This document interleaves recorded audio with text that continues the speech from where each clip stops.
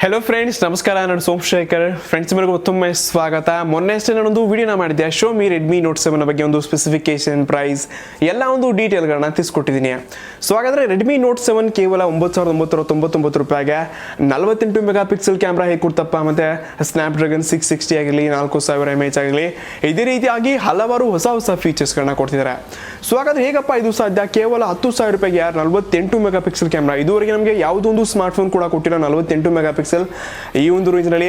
ಹಾಗಾದರೆ Xiaomi ಹೇಗೆ ಕೊಡ್ತಾ ಇದೆ? ಇದರಿಂದ ಏನಾದರೂ ಒಂದು ಮೋಸ ಇದೆಯಾ? Xiaomi ನಮಗೆ ಮೋಸ ಮಾಡ್ತಾ ಇದೆಯಾ, ಅಥವಾ ಏನೊಂದು ಟೆಕ್ನಾಲಜಿನ ಯೂಸ್ ಮಾಡಿದಾರ? ಪಕ್ಕ ಇದ್ರ ಬಗ್ಗೆ ನಿಮಗೆ ಸಂಪೂರ್ಣವಾಗಿ ಮಾಹಿತಿ ಸಿಗುತ್ತೆ. ಸೊ ನೀವೇನಾದರೂ ಚಾನಲ್ಗೆ ಹೊಸಬರಾಗಿದ್ದೀರಪ್ಪ ಅಂದರೆ ಪಕ್ಕ ನಮ್ಮ ಚಾನಲ್ಗೆ ಸಬ್ಸ್ಕ್ರೈಬ್ ಮಾಡಿ. ಯಾರು ತುಂಬ ಮಜಾದಾರ್ ಮತ್ತು ಮಸಾಲೆದಾರ್ ಎಲ್ಲ ಒಂದು ಪೋಸ್ಟ್ಗಳನ್ನ ಮಾಡ್ತಾ ಇದ್ವಿ. ಸೊ ಮತ್ತೆ ನೀವೇನೊಂದು ಲೈಕ್ ಮಾಡಿಲ್ಲ, ಮತ್ತು ಪಕ್ಕ ನಿಮ್ಮದು Xiaomi Redmi Note 7ಗಾಗಿ ವೇಟ್ ಮಾಡ್ತಿದ್ದೀರಪ್ಪ ಅಂದರೆ ಲೈಕ್ ಕೂಡ ಮಾಡಿ. ಯಾರು 500 ಲೈಕ್ಸ್ ಸಾಕು, ಜಾಸ್ತಿ ಆಯ್ತು, 500 ಸಾಕು.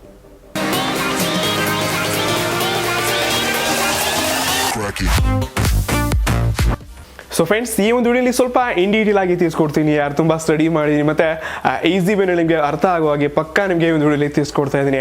ಸೊ ಮೊದಲು ಒಂದು ಪಿಕ್ಸೆಲ್ಸ್ನ ಬಗ್ಗೆ ನೋಡ್ಕೋಣ. ನಾವಿವಾಗ ನಮ್ಮ ಸ್ಮಾರ್ಟ್ಫೋನಲ್ಲಿ 12 ಮೆಗಾ ಪಿಕ್ಸೆಲ್ ಕ್ಯಾಮ್ರಾ ಇದೆ ಅಂದರೆ ಅಲ್ಲಿಂದ 12 MP ಏನಪ್ಪ, ಅದು 12 ಮಿಲಿಯನ್ ಪಿಕ್ಸೆಲ್ಸ್ ಅಂತ ಅರ್ಥ. 48 ಮೆಗಾ ಪಿಕ್ಸೆಲ್ ಅಂತಂದರೆ 48 ಮಿಲಿಯನ್ ಪಿಕ್ಸೆಲ್ಸ್ ಅಂತ ಅರ್ಥ. ಸೊ ಒಂದು ಪಿಕ್ಸೆಲ್ನಲ್ಲಿ ಯಾವ ರೀತಿ ಇರುತ್ತಪ್ಪ ಈ ಒಂದು ಪಿಕ್ಸೆಲ್ ಅಂದರೆ, ಇದರಲ್ಲಿ 3 ಕಲರ್ಸ್ ಇರುತ್ತೆ. ಪ್ರತಿಯೊಂದು ಪಿಕ್ಸೆಲ್ಸ್ನಲ್ಲಿ 3 ಕಲರ್ಸ್ ಅಂದರೆ ಅದು RGB ಅನ್ಕೊಳ್ತೀವಿ, ರೆಡ್, ಗ್ರೀನ್ ಮತ್ತು ಬ್ಲೂ ಅಂತ.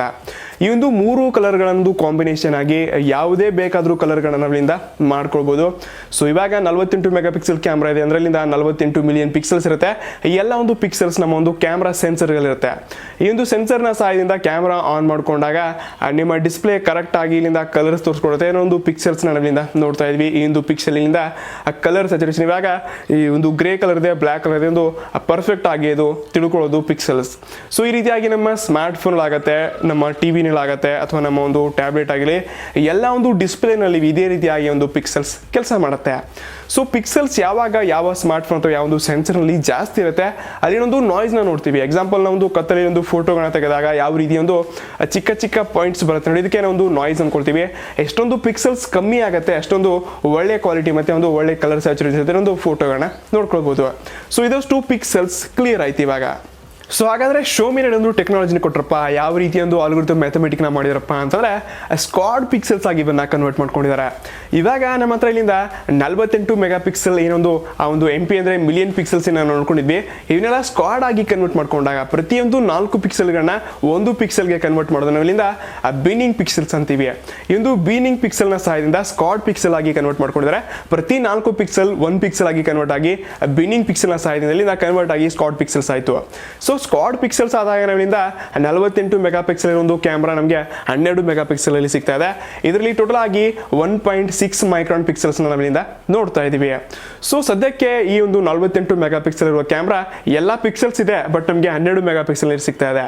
ಸೊ ಹೀಗಾಗಿ ಸ್ನ್ಯಾಪ್ಡ್ರ್ಯಾಗನ್ 660 ಈ ಒಂದು ಸ್ನ್ಯಾಪ್ಡ್ರ್ಯಾಗನ್ 660 ಪ್ರೊಸೆಸರ್ ಏನಿದೆ, ಇದು 25 ಮೆಗಾ ಪಿಕ್ಸೆಲ್ ವರೆಗೆ ಒಂದು ಫೋಟೋಗಳನ್ನ ಪ್ರೊಸೆಸ್ ಮಾಡ್ಕೊಳ್ಬಹುದು. ಹಾರ್ಡ್ವೇರ್ ಆಗಿ ಸಪೋರ್ಟ್ ಆಗಲ್ಲ, ಫೋಟೋಗಳನ್ನ 25 ಮೆಗಾ ಪಿಕ್ಸೆಲ್ ಒಂದು ಫೋಟೋಗಳನ್ನ ಪ್ರೊಸೆಸ್ ಮಾಡ್ಕೊಳ್ಬೋದು. ಸೊ ಹೀಗಾಗಿ 12 ಮೆಗಾ ಪಿಕ್ಸೆಲ್ ಜಾಸ್ತಿ ಅಲ್ಲ, 48 ಮೆಗಾ ಪಿಕ್ಸೆಲ್ ಒಂದು ಪಿಕ್ಸೆಲ್ಸ್ ಎಲ್ಲ 12 ಮೆಗಾ ಪಿಕ್ಸೆಲ್ ಸಿಗ್ತಾ ಇದೆ. ಸೊ ಜಾಸ್ತಿ ಪಿಕ್ಸೆಲ್ಸ್ ಇದ್ರೂ ಕೂಡ ಇಲ್ಲಿಂದ 12 ಮೆಗಾ ಪಿಕ್ಸೆಲ್ ಅಷ್ಟೊಂದೇನು ದೊಡ್ಡದಲ್ಲ. ಸೊ ಹೀಗಾಗಿ ಇದೆಲ್ಲ ಡಿಪೆಂಡ್ ಆಗಿ ಪಿಕ್ಸೆಲ್ಸ್ ಮೇಲೆ ಇರುತ್ತೆ. ನಾವಿಂದ 48 ಮೆಗಾ ಪಿಕ್ಸೆಲ್ ಕೂಡ ಅನ್ಕೋಬಹುದು, 12 ಮೆಗಾ ಪಿಕ್ಸೆಲ್ ಕೂಡ ಅನ್ಕೋಬಹುದು. ಒಟ್ಟಾರೆ ನಮಗೆ ಫೋಟೋ ಅಂತೂ ಪಕ್ಕ ಕ್ಲಿಯರ್ ಆಗಿ ಸಿಗುತ್ತೆ. ಇನ್ನು ಕೊನೆಯದಾಗಿ Xiaomi Redmi Note 7 ನಲ್ಲಿ ಯಾವ ಒಂದು ಕ್ಯಾಮ್ರಾ ಸೆನ್ಸರ್ನ ಕೊಟ್ಟಿದ್ದಾರೆ ನೋಡ್ಕೊಂಡಾಗ ನನಗಂತೂ ತುಂಬಾ ಖುಷಿ ಆಯ್ತು. ಯಾರು ಸ್ಯಾಮ್ಸಂಗ್ ನ ಒಂದು 2018 ಲಾಂಚ್ ಆಗಿರುವ ಸ್ಯಾಮ್ಸಂಗ್ ನ ISO Cell GM1 ನ ಒಂದು ಸೆನ್ಸರ್ ನ ಕೊಟ್ಟಿದ್ದಾರೆ. ಸೊ 2018 ತುಂಬಾ ಹವಾ ಮಾಡ್ಕೊಂಡಿದೆ, ಮತ್ತೆ ಇನ್ನು 2019 ಮತ್ತೆ ಹವಾ ಮಾಡಕ್ಕೆ Redmi Note 7 ಬಂತು. ಇದಾದ ನಂತರ Redmi Note 7 Pro ಕೂಡ ಬರ್ತಾ ಇದೆ. ಇದರಲ್ಲಿ ಸೋನಿನ IMX586 ನ ಒಂದು ಪ್ರೊಸೆಸರ್ ಕೊಡ್ತಾ ಇದ್ದಾರೆ. ಸೊ ಸ್ಯಾಮ್ಸಂಗ್ ಗಿಂತ ಸೋನಿ ಪ್ರೊಸೆಸರ್ ಅಥವಾ ಈ ಒಂದು ಸೋನಿ ಸೆನ್ಸರ್ ತುಂಬಾ ಅಂದ್ರೆ ತುಂಬಾ ಒಳ್ಳೆಯ ಕ್ಲಿಯಾರಿಟಿ ಕೊಡುತ್ತೆ ನಮಗೆ ಫೋಟೋ. ಸೊ ಪಕ್ಕ ಇದರಲ್ಲಿ ಸ್ನ್ಯಾಪ್ಡ್ರ್ಯಾಗನ್ 670 ಬರ್ಬೋದು ಅಥವಾ 675 ಕೂಡ ಬರ್ಬೋದು. ಸೊ ಇನ್ನು ಕಾಯ್ಬಿಟ್ಟು ನೋಡ್ಬೇಕು ಯಾರು ಈ ಒಂದು Note 7 ಯಾವ ರೀತಿ ಕೆಲಸ ಮಾಡುತ್ತೆ, ಮತ್ತೆ Note 7 Pro ಕೂಡ ಯಾವ ರೀತಿ ಕೆಲಸ ಮಾಡುತ್ತೆ ಅಂತ. ಸೊ ನೋಡೋಣ ಅಂತ ನಾನಂತೂ ತುಂಬಾ ಎಕ್ಸೈಟೆಡ್ ಇದ್ದೀನಿ. ಸೊ ವಿಡಿಯೋ ಇಷ್ಟ ಆಗಿರ್ಬೋದು ಅಥವಾ ತುಂಬಾ ಒಂದು ಯೂಸ್ಫುಲ್ ಮತ್ತೆ ಒಂದು ಇನ್ಫಾರ್ಮೇಶನ್ ನಾಲೆಜ್ ವಿಡಿಯೋ ಇತ್ತು ಅನ್ಕೊಳ್ತಾ ಇದ್ದೀನಿ. ಇಷ್ಟ ಆದಲ್ಲಿ ಲೈಕ್ ಮಾಡಿ. ಯಾರು ಕನ್ನಡದಲ್ಲಿ ಹೊಸ ಇಂಟ್ರೆಸ್ಟಿಂಗ್ ವಿಡಿಯೋಗಳನ್ನ ನೋಡಬೇಕಾದ್ರೆ ಸಬ್ಸ್ಕ್ರೈಬ್ ಮಾಡಿ. ಮತ್ತೆ ಸಿಗೋಣ ನಮ್ಮ ಮುಂದಿನ ವಿಡಿಯೋಗಳಲ್ಲಿ. ಎಲ್ಲರಿಗೆ ಟೇಕ್ ಕೇರ್, ಬಾಯ್.